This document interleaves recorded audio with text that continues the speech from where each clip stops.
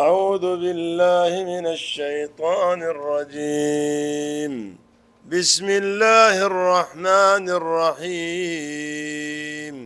أتى أمر الله فلا تستعجلوه سبحانه وتعالى عما يشركون. ينزل الملائكة بالروح من أمره على من يشاء من عباده أن أنذروا أنه لا إله إلا أنا فاتقون. خلق السماوات والأرض بالحق تعالى عما يشركون. خلق الإنسان من نطفة فإذا هو خصيم مبين. والأنعام خلقها لكم فيها دفء ومنافع ومنها تأكلون ولكم فيها جمال حين تريحون وحين تسرحون. وتحمل أثقالكم إلى بلد لم تكونوا بالغيه إلا بشق الأنفس إن ربكم لرؤوف رحيم. بسم الله الرحمن الرحيم. الحمد لله والصلاة والسلام على رسول الله وعلى آله وصحبه ومن والاه. قال الإمام البغوي رحمه الله تعالى: سورة النحل مكية 128 آية، إلا قوله تعالى: وإن عاقبتم فعاقبوا بمثل ما عوقبتم به، إلى آخر السورة. قوله عز وجل: أتى أي جاء ودنا وقرب. أمر الله، قال ابن عرفة: تقول العرب: أتاك الأمر وهو متوقع بعد، أي أتى أمر الله وعدا فلا تستعجلوه وقوعا. أمر الله، قال الكلبي وغيره: المراد منه الساعة، المراد منه القيامة. قال ابن عباس: لما نزل قوله تعالى: اقتربت الساعة، قال الكفار بعضهم لبعض: إن هذا يزعم أن القيامة قد قربت، فأمسكوا عن بعض ما كنتم تعملون حتى تنظروا ما هو كائن. فلما لم ينزل شيء قالوا: ما نرى شيئا، فنزل قوله: اقترب للناس حسابهم، فأشفقوا.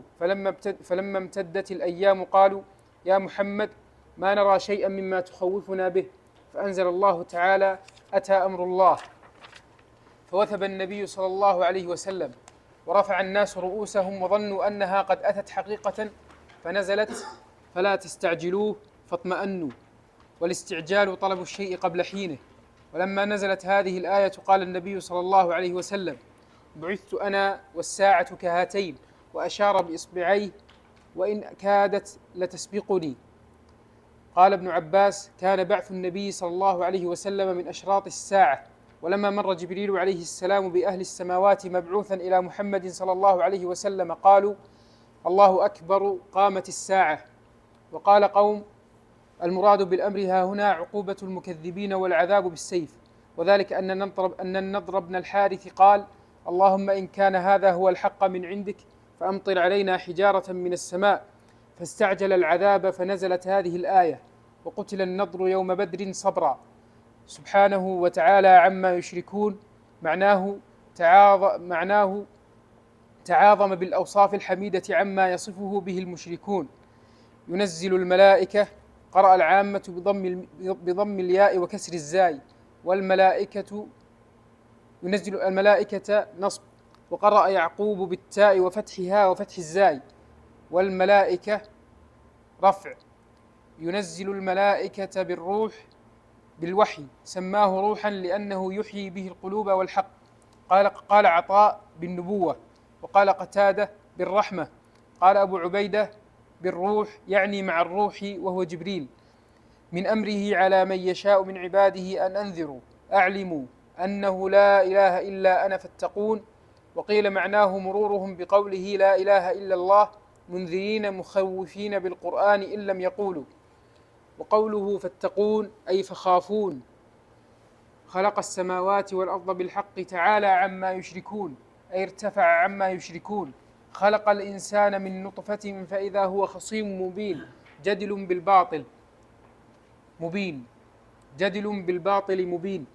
نزلت في أبي بن خلف الجمحي وكان ينكر البعث، جاء بعظم رميم فقال: أتقول إن الله تعالى يحيي هذا بعدما قد رم، كما قال جل ذكره: وضرب لنا مثلا ونسي خلقه. نزلت فيه أيضا. والصحيح أن الآية عامة وفيها بيان القدرة وكشف قبيح ما فعلوه. نعم. وكشف قبيح ما فعلوه من جحد نعم الله مع ظهورها عليهم. قوله تعالى: والأنعام خلقها، يعني الإبل والبقر والغنم، لكم فيها دفء، يعني من أوبارها وأشعارها وأصوافها ملابس ولحفا تستدفئون بها، ومنافع بالنسل والدر والركوب والحمل وغيرها، ومنها تأكلون، يعني لحومها، ولكم فيها جمال، زينة، حين تريحون، أي حين تردونها بالعشي من مراعيها إلى مباركها التي تأوي إليها، وحين تسرحون، أي تخرجونها بالغداة من مراحها إلى مسارحها. وقدم الرواح لأن المنافع تؤخذ منها بعد الرواح، ومالكها يكون أعجب بها إذا راحت. وتحمل أحمالكم إلى بلد آخر غير بلدكم. قال عكرمة: البلد مكة، لم تكونوا بالغيه إلا بشق الأنفس، أي بالمشقة والجهد، والشق أي بالمشقة والجهد، والشق النصف أيضا، أي لم تكونوا بالغيه إلا بنقصان قوة النفس وذهاب نصفها. وقرأ أبو جعفر بشق بفتح الشين، وهما لغتان مثل رطل ورطل. إن ربكم لرؤوف رحيم بخلقه حيث جعل لهم هذه المنافع. بسم الله الرحمن الرحيم. الحمد لله رب العالمين، صلى الله وسلم على نبينا محمد وعلى آله وصحبه أجمعين. اللهم علمنا ما ينفعنا وانفعنا بما علمتنا وزدنا علما يا رب العالمين. سبحانك لا علم لنا إلا ما علمتنا إنك أنت العليم الحكيم. هذه السورة سورة النحل، سورة مكية، وتسمى سورة النعم، لأن الله عز وجل ذكر فيها أصنافا من نعمه على عباده وخلقه. وهذه السورة عدد آياتها 128 آية، فهي من المئين. واستهلها الله عز وجل بقوله سبحانه: أتى أمر الله فلا تستعجلوه سبحانه وتعالى عما يشركون. وهكذا استهلها بالفعل الماضي: أتى أمر الله، فأتى فعل ماضي، والفعل الماضي يدل على وقوع الشيء في الزمن الماضي، لكن الله عز وجل هنا ذكر الذي سيقع كأنه قد وقع لتأكيد وقوعه وحتمية هذا الوقوع، وإلا فإن الذي لم يقع يعبر عنه بالمضارع المقرون بالسين وسوف، سيكون أو سيقع أو سوف يقع. لكن لما قال الله عز وجل أتى أمر الله فجاء بالفعل الماضي، كان لذلك دلالة بلاغية عجيبة، وهي أن هذا الذي سيقع كأنه قد وقع. وهذا له مثيل في الكتاب، فإن الله عز وجل يذكر مثل هذا الأسلوب في ذكر المستقبل بالمضي، تأكيدا على وقوعه وتحقق وقوعه. فقد قال الله عز وجل في شأن أهل الجنة: ونادى أصحاب الجنة أصحاب النار. نادى هنا فعل ماضي، وهو لم يقع بعد، ولكن الله عز وجل ذكره على أسلوب المضي لتأكد وقوعه وتحققه، وكقول الله عز وجل: ونفخ في الصور فصعق من في السماوات ومن في الأرض إلا من شاء الله، ومثلها كثير في آيات الله عز وجل. ففائدة الإتيان بالفعل الماضي على ما يستقبل له فائدة بلاغية، وهي أن الذي سيأتي هو في حكم المتحقق الماضي. فقال الله عز وجل: أتى أمر الله. وأمر الله هنا ما المقصود به؟ اختلف المفسرون في المقصود بأمر الله هنا على أقوال، فأكثر المفسرين على أن أمر الله هنا هو الساعة. أتى أمر الله يعني أتت الساعة وقربت الساعة، ويستدل لذلك بقول الله تعالى: اقتربت الساعة وانشق القمر، خاصة وأن هذه الآية آية مكية نزلت في سورة مكية، في سورة اقتربت أو القمر، سورة مكية. اقتربت الساعة وانشق القمر.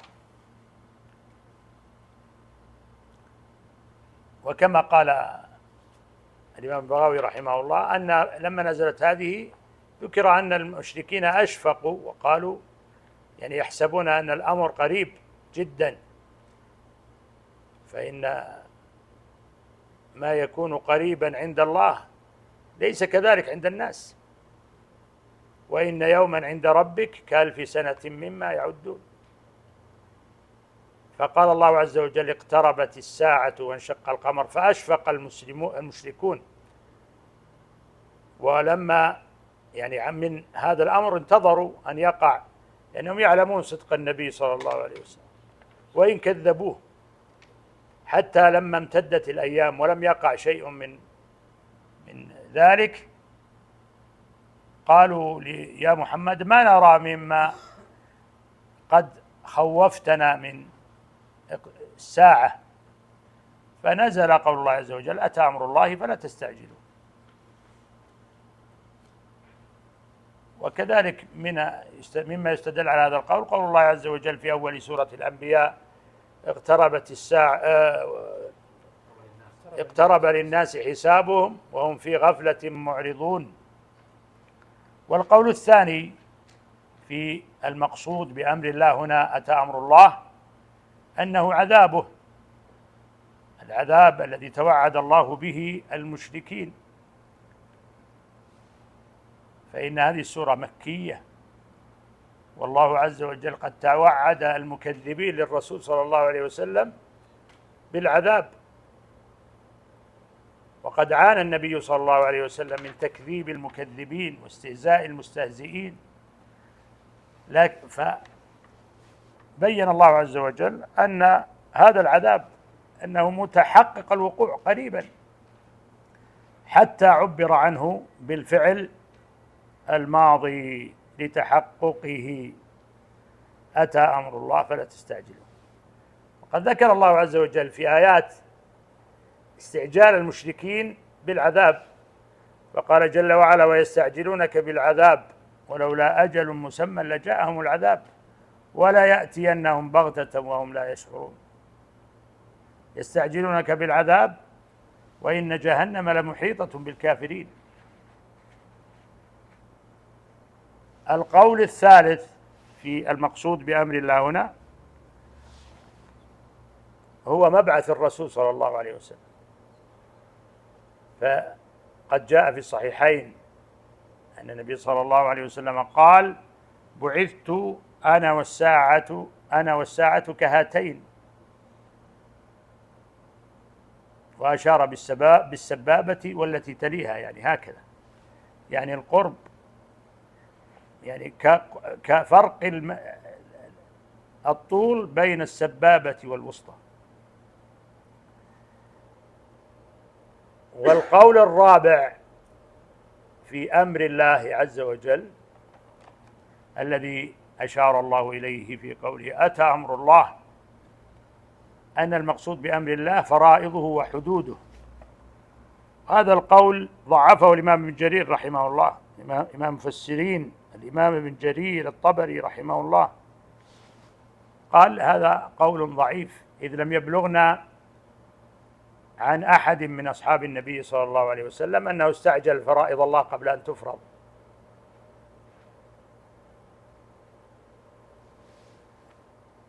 ولعل الراجح والله أعلم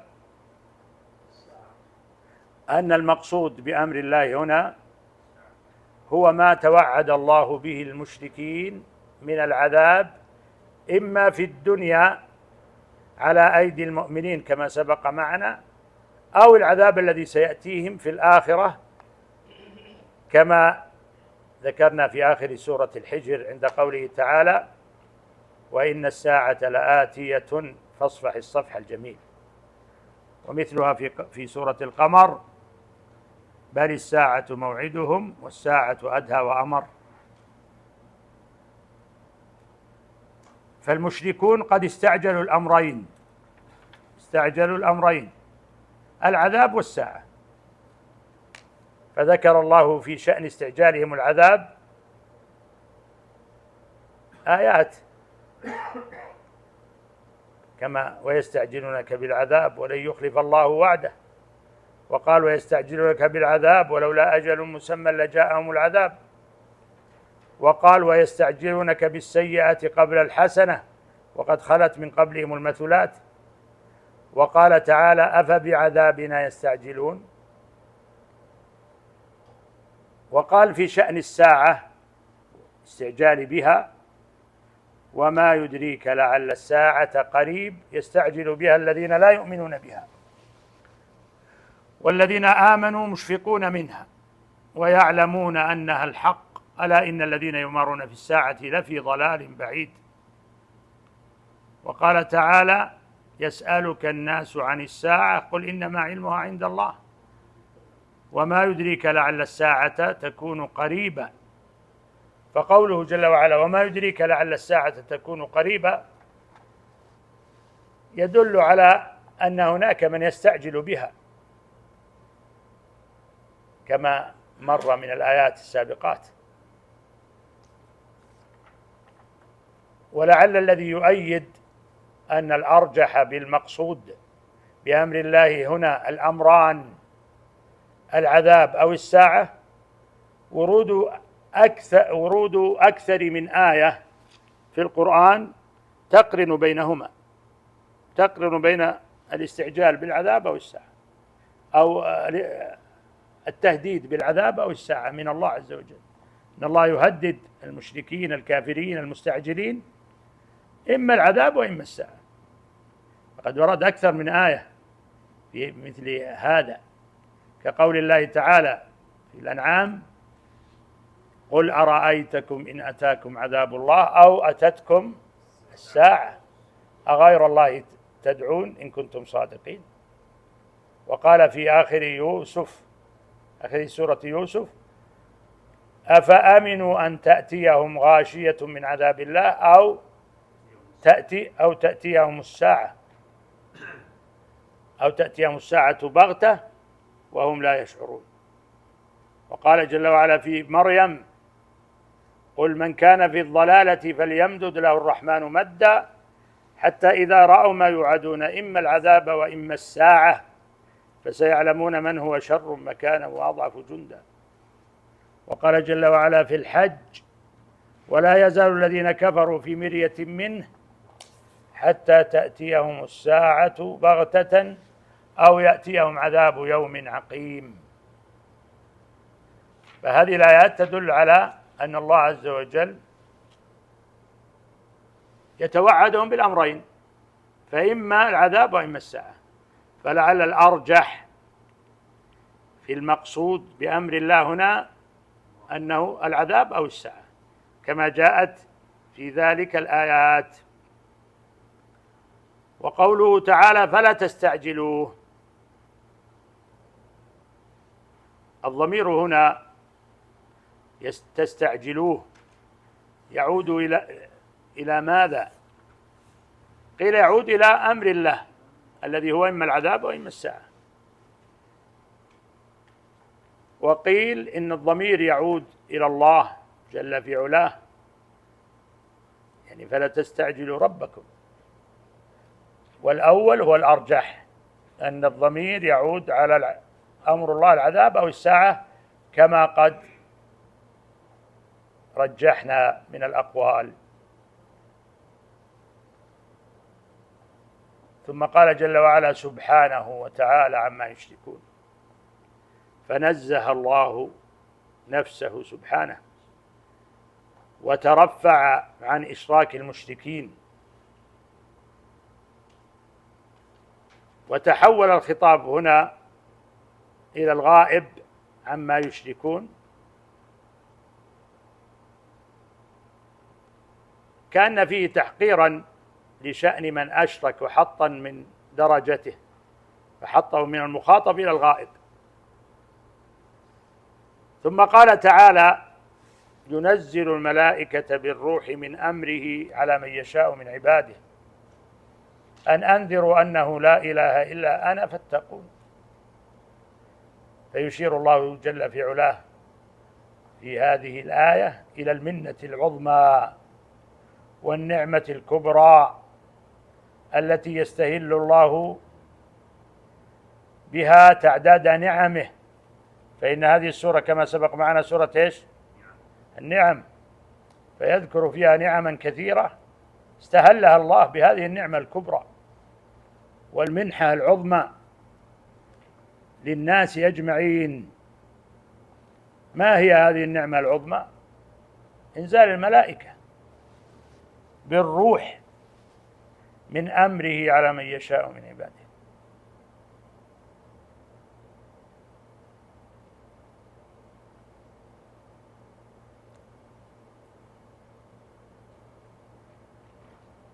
وقول الله عز وجل ينزل الملائكة بالروح من أمره، الروح هنا المقصود به الوحي وليس جبريل، الوحي.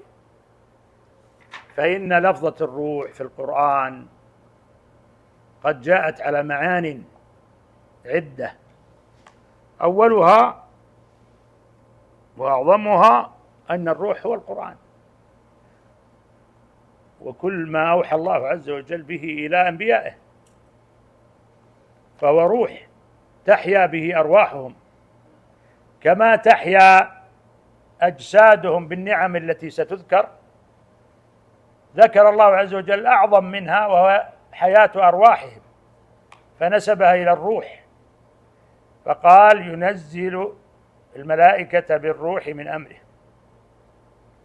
فأول المعاني التي جاءت لفظة الروح بها في القرآن هو في القرآن هو الوحي الذي يوحيه الله عز وجل إلى جبريل فينزل به إلى أنبياء الله ورسله،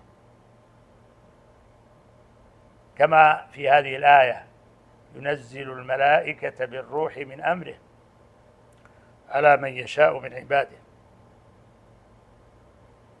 وكما في قوله جل وعلا رفيع الدرجات ذو العرش يلقي الروح من أمره على من يشاء من عباده لينذر يوم التلاق. يلقي الروح يعني إيش؟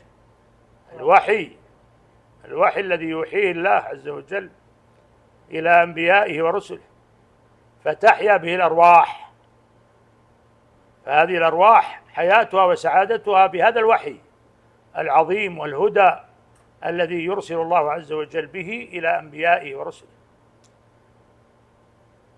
وفي الشورى قال الله عز وجل وكذلك أوحينا إليك روحا من أمرنا ما كنت تدري ما الكتاب ولا الإيمان. وكذلك أوحينا إليك إيش؟ روحا من أمرنا، فهذا هو الوحي، روحا من أمرنا ما كنت تدري ما الكتاب ولا الإيمان ولكن جعلناه نورا نهدي به من نشاء من عبادنا وإنك لتهدي إلى صراط مستقيم صراط الله الذي له ما في السماوات وما في الأرض ألا إلى الله تصير الأمور. ويطلق الروح أيضا على إيش يا أبو ثامر؟ جبريل عليه السلام. هذا المعنى الثاني. وقد ذكر الله عز وجل ذلك في آيات من كتابه في قوله عز وجل: نزل به الروح الأمين على قلبك لتكون من المنذرين بلسان عربي مبين. وقال في شأن التنويه بهذا النبي الكريم، بهذا الرسول الملكي الكريم: تعرج الملائكة والروح إليه في يوم كان مقداره 50,000 سنة. يعني الروح هو جبريل، وعطف الخاص على العام تنويها بذكره. وقال جل وعلا: يوم يقوم الروح والملائكة صفا في سورة النبأ، أيضا عطف العام على الخاص تنويها بذكره، فالروح جبريل وهو من الملائكة، بل هو أفضلهم ورئيسهم ومقدمهم عليه السلام. وقال في سورة القدر: تنزل الملائكة والروح فيها بإذن ربهم من كل أمر سلام هي حتى مطلع الفجر، فعطف الخاص على العام: نزل الملائكة والروح. فالروح هنا جبريل. ويطلق الروح أيضا من معاني الروح في كتاب الله عز وجل على الأرواح التي الله عز وجل يجعلها في الأجسام من إنسان وغيره فتحيا. هذه آية من آيات الله، ولا يعلم كن هذه الروح إلا الله عز وجل. فقال الله عز وجل في شأنها: ويسألونك عن الروح قل الروح من أمر ربي وما أوتيتم من العلم إلا قليلا. فهذه الروح التي في الأجساد، وإذا كتب الله عز وجل الموت نزعها، سبحان الله، هاي آية من آيات الله، لا يعلم كنهها إلا الله عز وجل، فهي من أمر ربي. ويسألونك عن الروح قل الروح من أمر ربي وما أوتيتم من العلم إلا قليلا. ولعل تسمية جبريل عليه السلام بالروح وخصه بذلك من دون الملائكة لاختصاصه التام بنقل هذا الوحي الذي يوحيه الله عز وجل إلى من يشاء من عباده، فسمي الناقل باسم المنقول.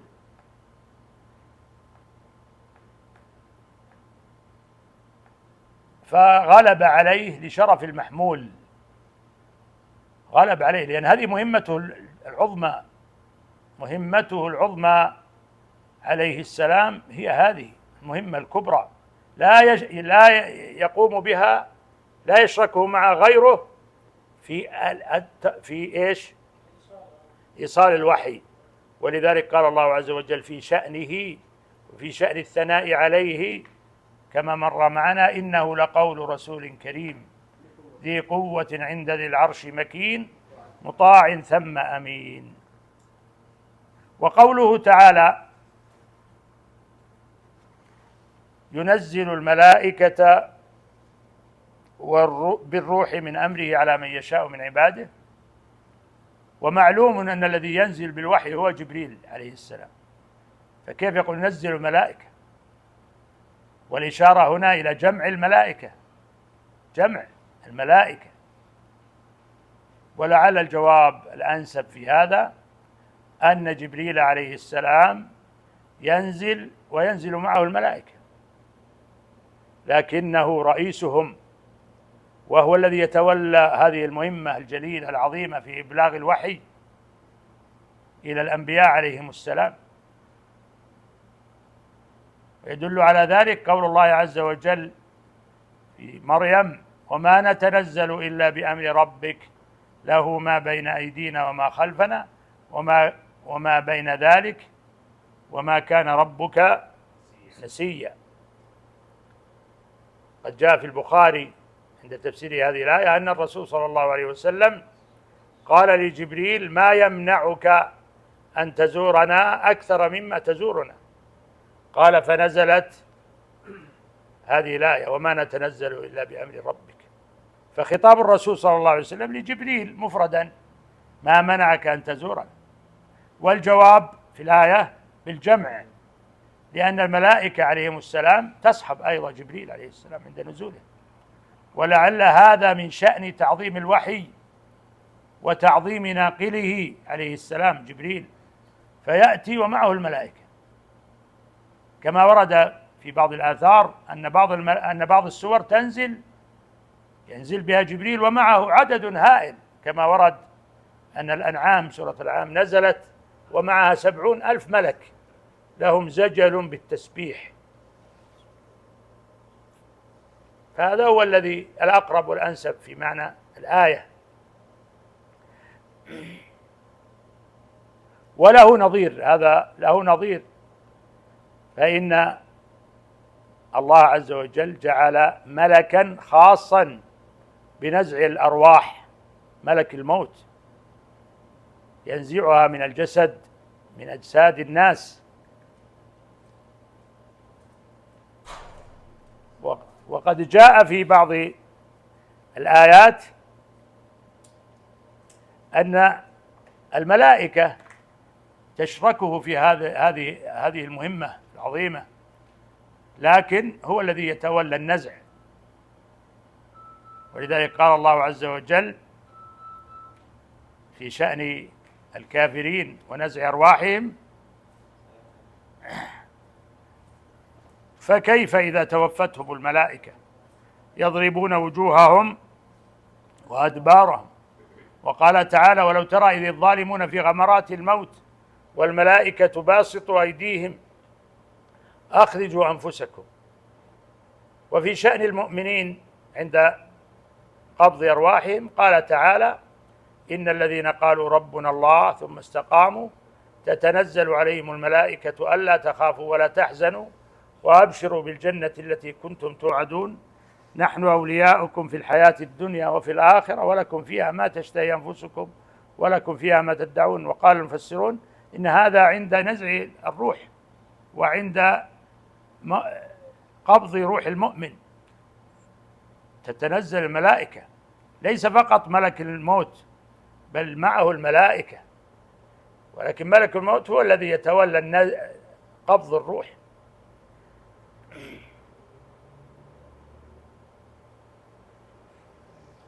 فقال جل وعلا: ينزل الملائكة بالروح من أمره على من يشاء من عباده.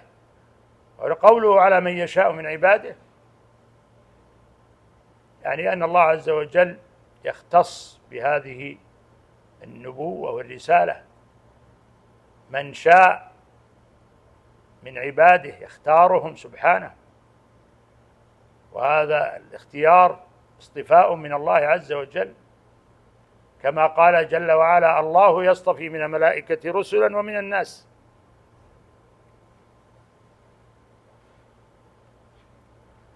وقال جل وعلا: يلقي الروح من أمره على من يشاء من عباده. فيختار الله عز وجل من شاء بحكمته، فهو الخبير بعباده الحكيم العليم. ألا يعلم من خلق وهو اللطيف الخبير. قد قال الله عز وجل: الله أعلم حيث يجعل رسالته. الله أعلم حيث يجعل رسالته. وقال جل وعلا: بئس ما اشتروا به أنفسهم أن يكفروا بما أنزل الله بغيا أن ينزل الله من فضله على من يشاء من عباده. فهذا فضل من الله واصطفاء، يختار الله عز وجل من شاء من عباده ليكون نبيا أو رسولا. وختم هذا الاصطفاء وهذا الاجتباء بأفضل الرسل عليهم الصلاة والسلام، وهو نبينا صلى الله عليه وسلم، فلا نبي بعده. وهذه الآيات وأمثالها في شأن اصطفاء الرسل عليهم الصلاة والسلام واختيارهم رد على الكفار الذين اقترحوا أن ينزل هذا القرآن على من هو عظيم في نظرهم، فذكر الله شبهتهم وردها عليهم وبكتهم أعظم التبكيت، فقال تعالى: وقالوا لولا أنزل هذا القرآن على رجل من القريتين عظيم أهم يقسمون رحمة ربك نحن قسمنا بينهم معيشتهم في الحياة الدنيا ورفعنا بعضهم فوق بعض درجات ليتخذ بعضهم بعضا سخريا ورحمة ربك خير مما يجمعون. فهؤلاء المشركون من ضلالهم وجهلهم أنهم قالوا لولا هذا القرآن الذي الله عز وجل أنزله من السماء خص به العظماء في زعمهم وفي تصنيفهم، حتى قال المفسرون إن المقصود بالقريتين مكة والطائف، فهما القريتان العظيمتان في نظرهم، والعظيمان من أهلها. قال المفسرون إن العظيم عظيم مكة هو الوليد بن المغيرة، وعظيم الطائف عروة بن مسعود الثقفي. فرد الله عز وجل عليهم أهم يقسمون رحمة ربك، يعني هم لهم قدرة في هذا، فالله عز وجل هو الذي حتى قسم بينهم المعيشة، فهل لهم قدرة أن يعطوا أحدا أو يمنعوا أحدا؟ نحن قسمنا بينهم معيشتهم في الحياة الدنيا ورفعنا بعضهم فوق بعض درجات ليتخذ بعضهم بعضا سخريا ورحمة ربك خير مما يجمعون. وقوله جل وعلا أن أنذروا أنه لا إله إلا أنا فاتقون، يبين الله عز وجل أن هذا الوحي الذي أوحاه الله عز وجل إلى أنبيائه ورسله عليهم الصلاة والسلام وأنزل به الملائكة وامتن به على الخلق أجمعين، حقيقته الكبرى ورسالته العظمى هي توحيد الله جل في علاه، كما جاء ذلك في آيات في كتاب الله عز وجل، كقوله تعالى وما أرسلنا من قبلك من رسول إلا نوحي إليه أنه لا إله إلا أنا فاعبدون.